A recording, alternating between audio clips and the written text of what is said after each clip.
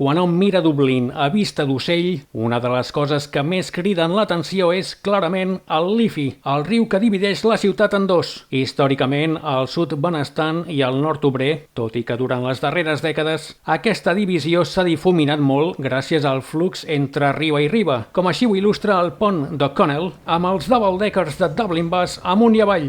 Antigament era una altra història i és que els ponts hi eren escassos, impassables durant la plena mar o marea alta i no gaire duradors, atès que eren de fusta i molt rudimentaris. Es clavaven unes estaques a la llera, encara avui visibles en alguns llocs, i s'hi posaven unes fustes al damunt. D'altra banda, de fa segles, el pont més icònic i popular de la ciutat és, sens dubte, el Halfpenny Bridge. A les ribes del Liffey hi ha tota mena d'edificis, alguns d'antics, com les Four Courts, i d'altres més moderns, sobretot al tram final del riu, a la zona de les Docklands, que en els darrers 25 anys ha passat de tenir un paisatge industrial gris i fred a ser la zona més cool de la ciutat. L'aigua del Liffey té una tonalitat una mica fosca a causa de la sorra negra de la llera, un color que ha fet sorgir teories apuntant que la Guinness és aigua del riu i és que la fàbrica d'aquesta icònica marca de cervesa és just al costat. En tant que riu d'influència atlàntica, la marea és un element molt característic del Liffey, amb el nivell de l'aigua pujant i baixant dues vegades, dos pics alts i dos de baixos, en un procés que dura unes 23 hores. Així doncs, a vegades hi ha aigua, d'altres hi ha sorra negra, ideal per als ocells, i quan neva, la llera és blanca, malgrat que per ser un riu on entra aigua salada no arriba a congelar-se mai. La marea també determina la navegació. Per exemple, a les Docklands sempre hi ha prou calat i s'hi pot navegar tota hora,